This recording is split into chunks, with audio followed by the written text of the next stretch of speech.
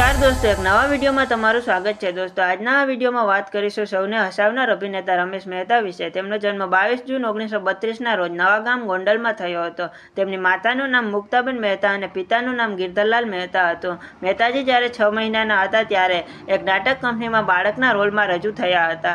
આ શાળામાં પણ તેઓ નાટક ભજવતા અને નાટક લખતા હતા. પિતાનો સાહિત્યનો શોખ તો તેમને વારસામાં મળ્યો હતો.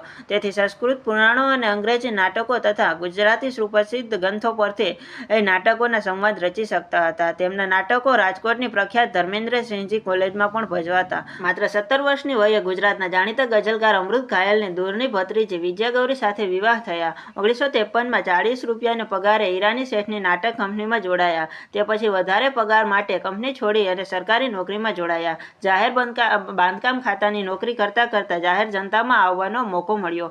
સરકારી નોકરીમાં નાટકીય જીવ ટકી ન શક્યો અને અંતે તેમણે નોકરી છોડી દીધી. થોડા સમય પ્રૂફ રીડિંગ કર્યા બાદ મુંબઈ આવી પહોંચ્યા. મનસુખ જોશીની ભલામણથી 100 રૂપિયાના મહિનાના પગારે તેઓ તે સમયની જાણીતી નાટ્ય સંસ્થા INTમાં પડદા પાછળના કલાકાર તરીકે જોડાયા. આ સમયે તેમને 2 નાટકો લખ્યા, સુડી વચ્ચે સોપારી અને હું એનો વર છું. ત્યારે આ નાટકો કલ્પના દીવાને જોયા અને તે તેમને ગમી ગયા, એટલે તેમણે રમેશ મહેતાને રહેવા માટે આશરો આપ્યો. 1969માં મહેતાજીનો નસીબ ખુલ્યું.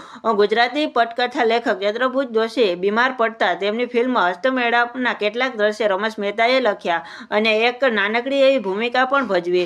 એવું જ કંઈક ફિલ્મ જેસલ તોરલ વખતે પણ બન્યું. હાસ્ય કલાકાર કૃષ્ણકાંત અકસ્માતે શૂટિંગ પર પહોંચી ન શક્યા અને તે ભૂમિકા રમેશ મહેતાએ ભજવી અને તે રીતે તેઓ હાસ્ય કલાકાર તરીકે પ્રસિદ્ધ થયા. ત્યાર પછી તેઓએ પાછું વળીને જોયું જ નહીં. લગભગ 200થી પણ વધુ ફિલ્મોમાં કામ કર્યું. વળી રમેશ મહેતાએ 22 જેટલી ફિલ્મોની કથાઓ પણ લખી. આ વાત તેમણે ખુદ ગુજરાતી રિયાલિટી શો મુકામ પોસ્ટમાં એપિસોડ 2માં જણાવેલ છે. તેમના નામ જ્યારે પડદા પર ટાઇટલમાં આવતું ત્યારે સિનેમા હોલમાં સીટીઓથી ગાજી ઉઠતો.